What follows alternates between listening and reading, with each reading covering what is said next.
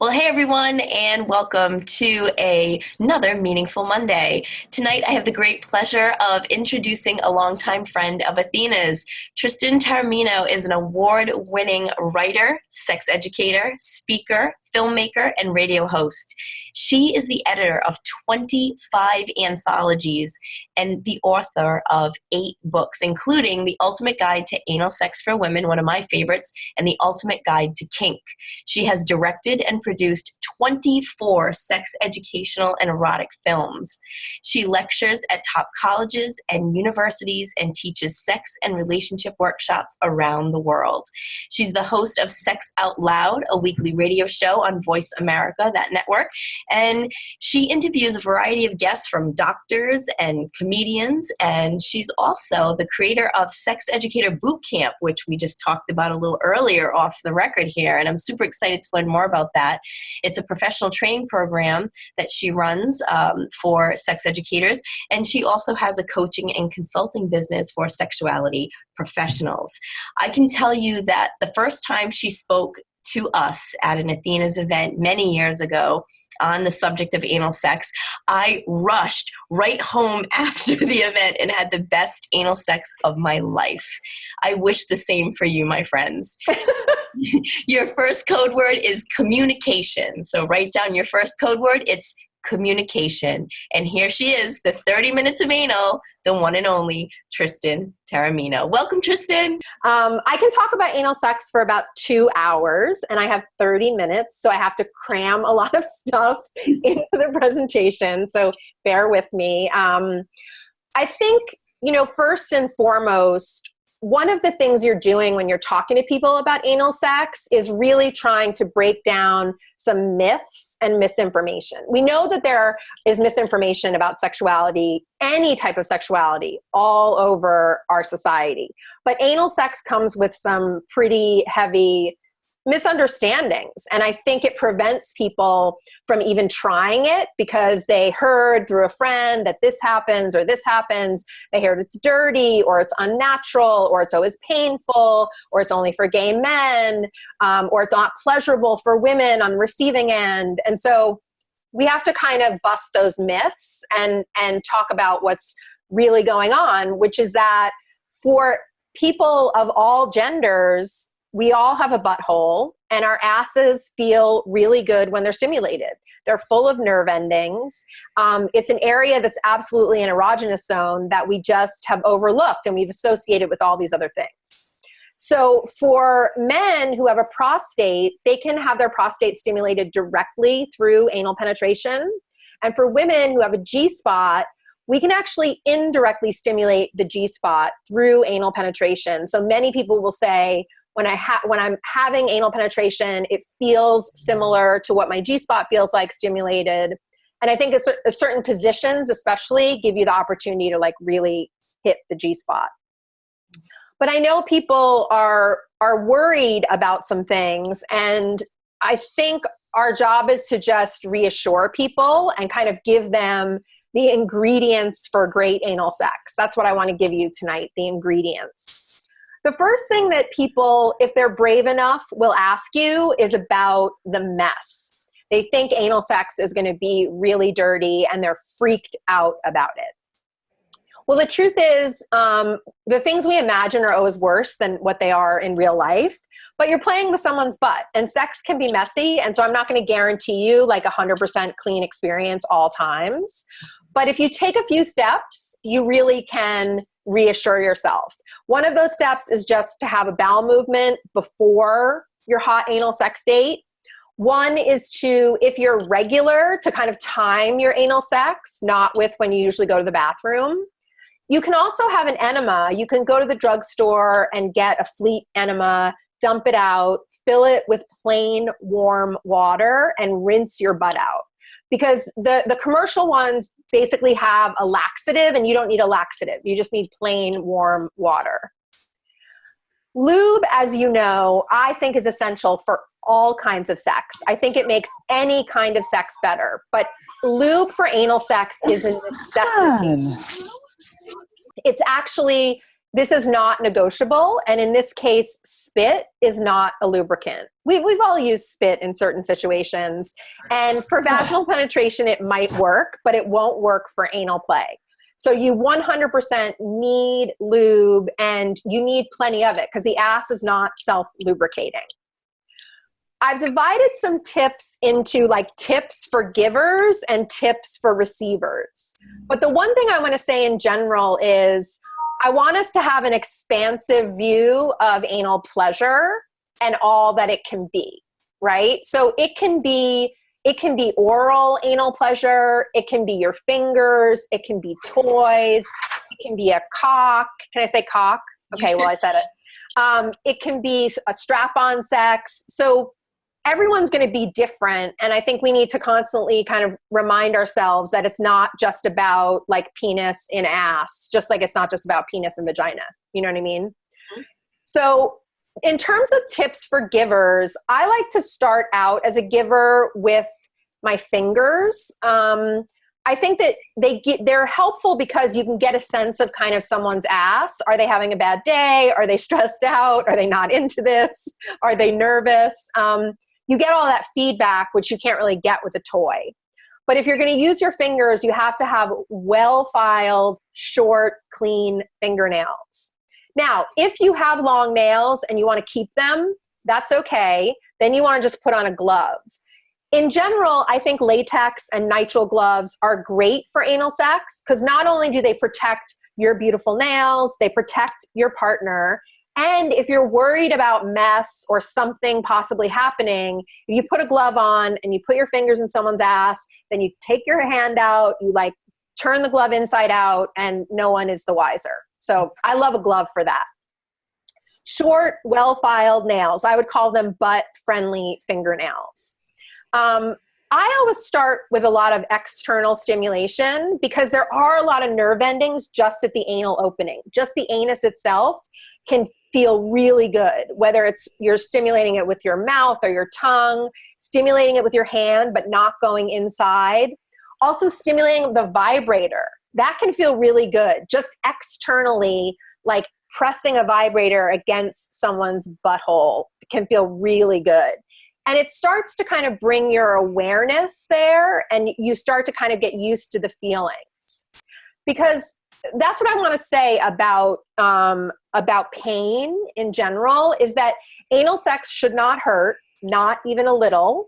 If it hurts, you're doing something wrong, and we need to listen to our bodies. That said, anal sex can feel strange, right? It can feel strange at first because we've never done anything like it. And we're used to things coming out of our asses. So now we're putting things in our asses. And so your body can be a little bit like, wait, what's going on here? So if something feels uncomfortable, or it just feels like, I don't know how I feel about this feeling, you could certainly take a deep breath and breathe through it. But if there's pain, I want you to stop. If there's pain, absolutely, I want you to stop. So, and I think that it's a myth that anal sex has to hurt the first few times or has to hurt in the first few minutes. That's a myth, and that means like something is off, and we've got to honor our bodies and what they're saying to us. So when I'm first doing anal penetration, I like to use just the pad of my finger and touch it to the anal opening before I even go inside. In my videos, I call this ringing the doorbell. Like if that's the butt, it's like ding dong. So rather than go straight in, like you're poking someone in the eye, you're just going to touch the pad of your finger to the butthole and then slip in. Now, if the person has never had anything in their ass, I say go up to the very first knuckle and stay there. Here's the thing. It feels exaggerated. Whatever's in your butt feels exaggerated. And so it's going to like register as something really intense for someone, even though it's going to be literally the tip of your finger. But you want to err on the side of going slowly. I think this is a good rule for sex of all kinds. We know this for a fact, and we especially know this for women, right? That the more warm up we get, the more things that come before the penetration, the more ready our body is, the more pain-free the experience is, the more intense the feelings are. Certainly when I've had a lot of warm up and then move on to penetration, the feeling is more intense. I can have a more intense orgasm. So it's all about the warm up. And one thing that I say to people when I have workshops is, if you've never had anything in your ass before, you're not going to have someone's cock or a big dildo in your ass tonight, right? If you've never had anything in your ass, you're a complete beginner. I want you to start with one finger in the ass. Let's build on and build slowly up to whatever big thing you want to put in your ass, if you want to put a big thing at all. So it's all about the warm up. Also, you have to ask your partner what they want in terms of other kinds of stimulation, right? So some men, when they're being anally penetrated, are like, oh, I want you to play with my cock. And others are like, no, I just want you to concentrate on my ass. Similarly, some women will say, hey, will you also put a finger in my vagina while you have a finger in my ass? Or will you do some external stimulation of the vulva? Will you give me clitoral stimulation with your mouth, with your fingers, with a vibrator? You know, for some women, they say that when they have anal penetration without clitoral stimulation, they're just like, I don't get it. It doesn't really, it feels like whatever. But once they add clitoral stimulation, then it's like a whole new ball game. I mean, it's like fireworks. So make sure, again, you know what your partner likes, and certainly you can experiment too. How does it feel with the vibrator on? How does it feel without the vibrator on, right? Now, the person getting fucked in the ass, I think mostly we think of the person getting fucked in the ass as submissive or as passive. And sometimes we even, in really bad media representations, think of them as kind of degraded or being sort of abused in some way, right? We don't have a lot of great representations of anal sex. But really, the person getting fucked in the ass is the person who has to be in charge. They're the ones who have to give you feedback. If you're getting fucked in the ass, you have to say, I need you to go slower. I want you to go faster. Not so deep. Deeper. I'm ready for more than one finger. Maybe try 2 fingers. That kind of communication hopefully is happening in every sexual encounter you have. But definitely in anal sex, there's got to be communication back and forth and back and forth. You can't just kind of guess how someone's ass likes to be fucked. You really do have to have a back and forth dialogue. And also, I think if you can say, hey, can you slow down a little? And your partner slows down, you know, that builds a level of trust. Because I think trust is important. You're basically saying, I'm giving over this part of my body that's really sensitive and can feel really good, but is also really delicate. The truth is, you can jam things in someone's vagina and you mostly be okay. If you jam things in someone's ass, it's really going to hurt.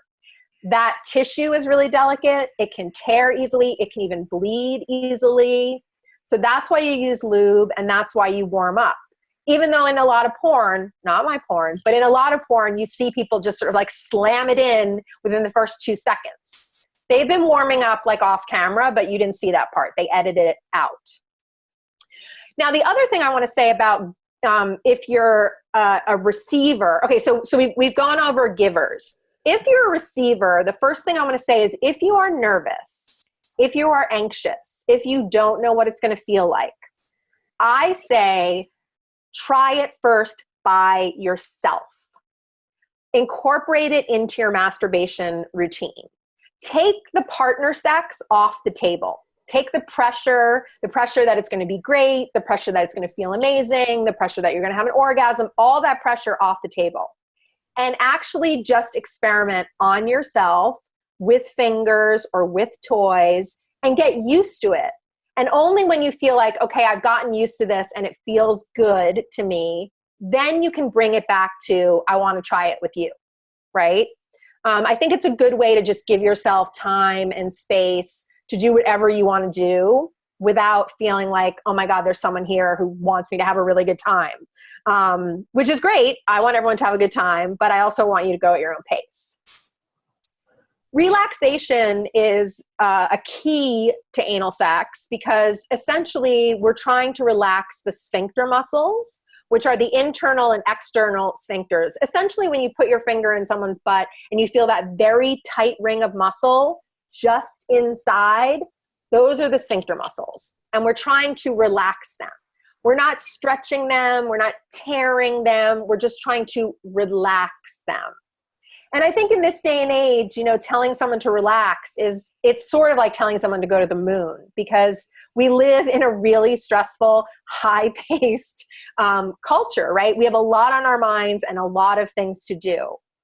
And so what I would encourage you to do is figure out what works for you in terms of relaxation. Because one person may say, I want a bath. I want a warm bath. I want to be by myself in a dark room. I want to take this bath. I want to feel really soft and amazing. Someone might say, I want a full body massage. If you start with like massage oil and give me a full body massage, I'm going to be putty in your hands. Someone else could say, I want to have like really rough vaginal penetration, and like I want you to just like take me and give me an orgasm, and then I'll be relaxed enough for anal sex. Someone may say, give me a spanking. Spanking may get me relaxed. So it's really, there's not a sort of a tried and true one relaxation technique. It's about the individual person and what works for them. But one thing that does universally work is breathing. Breathing in general is great. We do it all the time, but we don't always do it mindfully. We don't always do it where we slow down and actually focus on our breath. When you slow down your breathing, when you take a deep breath in and then you exhale and you start to think about your breath and focus on your breath, a couple things happen. One is you've got more oxygen in your lungs and your body is just operating at its best. It's being its best self, essentially. And you're actually helping to relax the body, because the more mindful you become, the more deep breaths you take, the more the body does relax, and the more you kind of get into your body, right? Many people do breathing for meditation. They do breathing to ground themselves. They do breathing to get in their body. And breathing absolutely, and breathing slowly and not sort of panicking really helps in terms of being on the receiving end. The thing is, you have to expect that it might be strange, right? I said that. We're not going to have pain, but it might be strange. And you have to make the decision, can I sort of breathe through this weird feeling and see kind of what's on the other side, or do I have to stop, right? So listening to your body, really important. For some people, it's easier for the initial penetration to happen if you bear down slightly. It sounds counterintuitive because you want something coming in your ass and you're bearing down as if you're pushing something out of your butt, but actually it really works. It just relaxes those sphincter muscles and it can help that initial penetration happen easier. Certainly, you've got to figure out what other kind of genital stimulation you want. And if your partner can't reach your other parts, or for some reason is concentrating on what they're doing, that's where I think sex toys, especially vibrators, come in really handy, because the point is, what are all the things you need for this to feel good? For me, I need a vibrator on my clit for sure. I can play around at the beginning and be like super relaxed, but if I'm going to have something bigger in my butt, I need a vibrator on my clit. And that really transforms the sensations for me. And I know that's true of a lot of people who also have clits. So I've talked about lube, realistic expectations. That's the whole, I'm going to put one finger in your butt tonight. You're going to have an amazing orgasm. We're going to roll over and we're going to binge watch a few episodes of Scandal. And then it's going to be good from here. So the idea of kind of building these experiences in rather than trying to rush. I think one of the number one mistakes that people make is that they rush. They go too fast. They've seen it in porn. They're comparing it to vaginal penetration or vaginal intercourse. And so they're like, I know I can do this. It's like, boom, right in there. And that's what leads to pain. And that's what leads to negative experiences. And that's the other thing. There are people with negative experiences out there. I want to encourage you, if that's someone that you know, or if that's you, that you can heal from that negative experience and you can rewrite the script. It's all about you being in charge and trusting your partner enough to say, we are going to go so slow. Because I think we have the ability to move on from things. We have the ability to say, I did that once and it was awful, but I'm going to try it again. And it's going to be under different circumstances, right? And then we get to say what those circumstances are, which I think is really important. And certainly, I mean, I feel like probably 50% of the women who come to my workshops say in a question or later when they talk to me, I had a really bad experience with anal sex. I never want to do it again. I don't want you to do anything you don't want to do, but I think you can try again, and with these elements, make it a better experience. In terms of toys to put in your butt, there's really one singular rule that applies to all toys, which is that a toy has to have a flared base or a handle of some kind in order to go in your butt. So a traditional like lipstick sort of shaped vibrator, that should not go in your butt. It's both an urban legend and a totally true fact that people get things lost in their ass. If you talk to any emergency room nurse or doctor, they will tell you, yes, I've had the experience of a person coming in and there's some foreign object in their butt. And you can see these x-rays on the internet, objects found in rectums. It's a true thing. Basically, I mean, when we think about it, if you put a dildo in someone's pussy, eventually it would knock against the cervix, if there's a cervix, and it will stop it from going any further. But there's no cervix in the butt, right? So a toy can just keep going and going and going. And when you're turned on, and certainly when you're having an orgasm, your butt actually has contractions, like the vaginal contractions we have, like uterine contractions during orgasm. And those contractions mean you can suck a toy in, and then the butthole closes on it, and then you're going to the emergency room, which we don't want. So there are such a thing as like this you can put in your butt and this you can't. And I think that's good when you're talking to people to hold up something and say, never put this in your butt. And hold up another toy and say, this is safe to put in your butt and this is why. I love anal bead toys to recommend to beginners because of their size and because any toy that has like a bead shapes on it, you can just do one bead, right? You can go kind of at your own pace, and you can literally say, okay, I'm going to put this thing that's the size of like a big rock in my butt, but that sounds not very sexy. And then that's going to be like my first step to anal. So I love anal beads to recommend to beginners because they don't feel intimidating. The size usually works for people. And eventually you can kind of work your way up to as many beads as you want, right? But you can start real small. For people who say, I really like the feeling of fullness in my ass, I really like to feel like there's something in my ass and then I'm doing something else, oral sex, vaginal penetration, whatever it is. Butt plugs are great for those folks because the butt plug is really designed to go in and then stay in.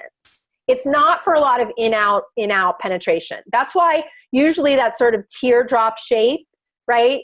It's like, oh, look, it's sort of like this, like my face is a butt plug. You saw that. Okay. The teardrop shape is a very traditional butt plug shape, and that's because it's meant to go inside, and then the widest part goes in, and then the sphincter muscles close around the most narrow part, and it stays in. So if someone says, hey, I don't like all the in and out, a butt plug is a great recommendation. The other thing I love a butt plug for is for help warming up. Because one thing that you could do is you can work your way up to a butt plug and then leave a butt plug in and do other things. Have oral sex, 69, have a spanking, hand jobs, watch porn, whatever it is you want to do, right? And while that butt plug's in the person's ass, the person is getting used to having that feeling, used to something inside of them. Their ass is starting to relax.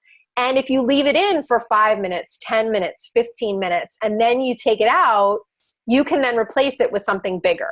So it's a great warm-up tool because it stays in and it's not stressing out the sphincter muscles.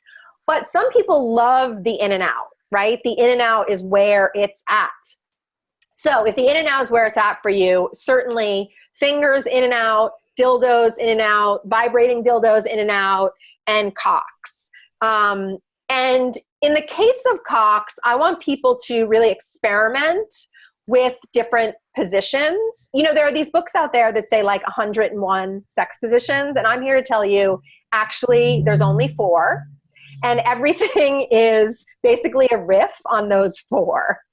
But for anal sex, one of the things I like to recommend for beginners is a spoon position, and it can be adjusted in different ways depending on body size and mobility, but spooning allows for less deep penetration.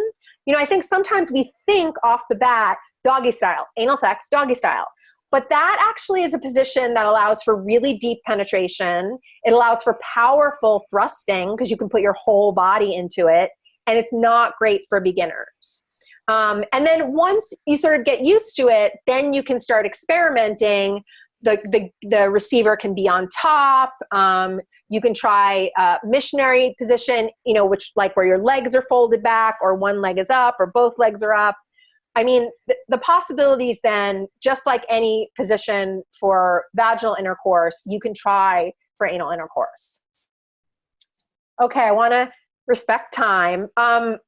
Okay, so I'm gonna wrap it all up, but I will stay a few minutes and answer questions for you.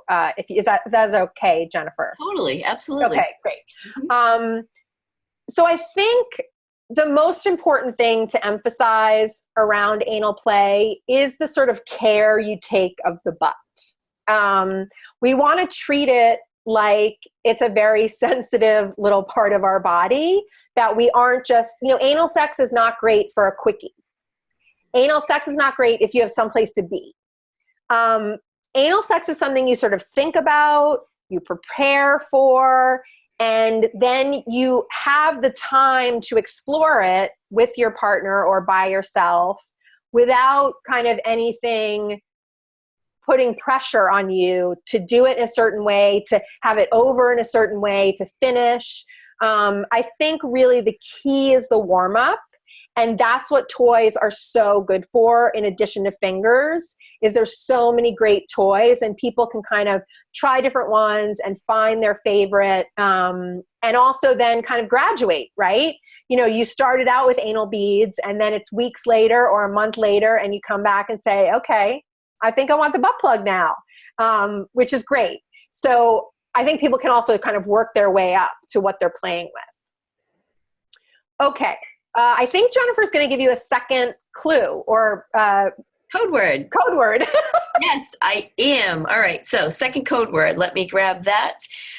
So the second code word is lubrication, Tristan. Very important when it comes to anal sex. Lubrication is our second code word. And is there a way to take questions? Should they raise their hand and you'll unmute them? Absolutely. I'm just going to give a little bit of info first, and then we'll open up for questions. So I just want to let you all know there's 3 code words. We gave the first one. I just gave the second one. I'll give one more. And of course, all you goddesses and Adoni, you know how this works. You have till 11:59 p.m. on Wednesday, March 13th, to submit your code words using the Google Doc that was sent to you in the email tonight. And I will also post that Google Doc in the Goddess Adonis Facebook community. Submitting your code words gets you a golden circle point for September. And, you know, also we're going to do an aha moment thread on the Facebook community page so you can get a chance to win an anal kit that we're going to be giving away. So because Tristan's going to open it up for questions, I'm just going to give you your last code word, which is dilation. So your last code word is dilation. And I want to do something fun because I'd love to see, you know, who is really listening right now. So see this womanizer inside out. Tristan, do you love womanizer products? Do you have them? Yes. Although it was a slow buildup of friendship to love. Yeah. So I'm one of the people who there was like a real learning curve for. I'm very used to a traditional vibrator. Yes, and yes. so when I first started, I was like, what is this? Yeah. And then it took time. It took time and practice and getting into kind of the groove of it. Yes. And now I feel like, okay, I get it. I love this toy. I love this toy. And I'm going to give it this one, because this is an expensive toy. I'm going to give it away to the first person who calls the Athena's home office right now at 401-762-6110. I'm going to give away this womanizer inside out to the first person. When that my phone rings, I'm going to pick it up, and whoever's there is going to win it. Just like a radio station calling. Isn't that fun? Call-in prize. So our phone number here is 401-762-6110. First person to call the office right now is going to win this womanizer inside out. Okay, that's really fun. Isn't that super fun? I'm not eligible, but they're all calling, so it should be ringing. I don't know. My phone's not ringing yet. Is it? Oh, wait. It is. Yeah, Jen, I just went to... Here we They go. went to voicemail? Oh, God. Here we go. Hold on. Hi, this is Jen. Hey, Marina. Marina Welch. How are you, babe? You just won the Womanizer Inside Out. Woo! Thank you so much. All right, we'll get it out to you. Bye. Well, that was fun. Marina Welch just won the Womanizer Inside Out. That's cool. Awesome. And before we open up a question, I just want to lastly mention that we have the Feeling Lucky March recruiting incentive that gives our top recruiter of March with the most trained recruits and also one lucky random 2 recruit saluter the chance to try their luck and win some incredible prizes. We have 10 little black pots here, and we have awesome prizes that we're putting inside, and we've been announcing what the prizes are throughout the month so far. So I'm going to tell you one of the new prizes, which is tech fee free for 1 year. That's $155 value. That's going to be one of the prizes that's up for grabs for whoever is our top recruiter for the month of March, and one lucky random 2 recruit saluter. So I'll announce another prize at the BBW on Wednesday. And now we're going to open it up for questions. Yeah. Ask your question. If you have toys, but you're not sure if they're the proper ones for anal, for beginners, and this is really hard to phrase. I can see the question in my mind. Basically, you have all these toys, but you're not sure which ones are the best ones. Do you just throw them all out and start over, or do you just sort through and hope to God you don't end up a meme on Facebook somewhere? Because that would be some people. Right. I know, and I'm not sure if toys actually even have a shelf life. Would be my next part of the question is: should you really be uber careful about those toys as well? Right. Because you don't want to. Because while we're taking care of our vaginas as much as we can, we want to take the same care with our tushies, because no one wants an angry tushy. No. So, okay, so this is a really good question. I think, well, first of all, if this toy is made of soft material and it is silicone doesn't have a shelf life. I'm using silicone dildos that I used, from the year 2000, because you can totally disinfect silicone toys, top rack of the dishwasher, boil, or a 10-to-1 bleach solution. So you can completely clean and disinfect them. And they're made of sturdy material. So certainly anything that's silicone doesn't have a shelf life. If it's a soft material and it's not silicone, so if it's latex, PVC, jelly, anything like cyberskin, real feel, all of those things, I generally wouldn't keep those around for more than like 2 years. I would throw them out after a year, but I will say 2 years, unless it's a jelly. The jelly is the softest among them, and those can break down much quicker. So yes, there's a shelf life for other soft toys. And in terms of figuring out which ones you should put in your butt, you just have to go by the rule: is there a flared base or a handle, or isn't there? And then I would say just assess it by size, right? Length and width.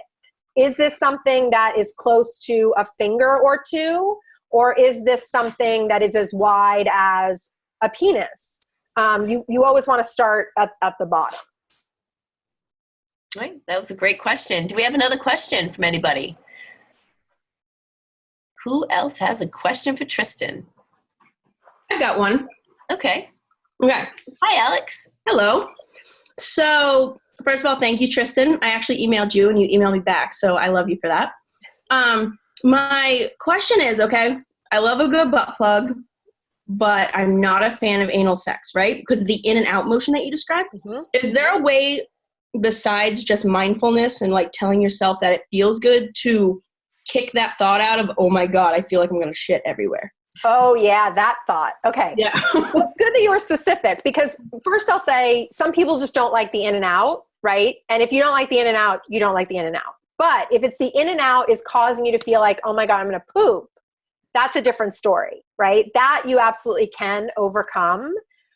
I think this is sort of like deep breath, reminding yourself you're not going to poop. I would recommend having an enema before anal sex in this case, not just to clean out your butt, but actually to give you confidence and reassurance that you know you're not going to poop because there's nothing to poop, right? So an enema can work on multiple levels. It can be both practical, but it also can be a way to just kind of shore up and lessen anxiety. So being mindful of that, also maybe practicing on your own and seeing what doesn't feel like, what feels the least like it sort of triggers that feeling in your head. You know what I mean? Is it slower? Is it deeper? Is it shorter strokes? Is it shallow? I kind of want you to experiment with like a whole bunch of different things and then see what the actual trigger is. Is the trigger speed, really someone really pounding you? Or is the trigger when they go a certain way inside, like farther than, like when it's only halfway in, it feels good in and out. When it's all the way in, it's like, oh my God. I would experiment with that and see if there's like a happy medium place where you're not having it. But I think there's also, there is a way to kind of talk to ourselves and say, this isn't going to happen. This isn't going to happen. This isn't going to happen. And also, you could have another little voice that says, oh my God, this might happen. And trust me, it's not the end of the world.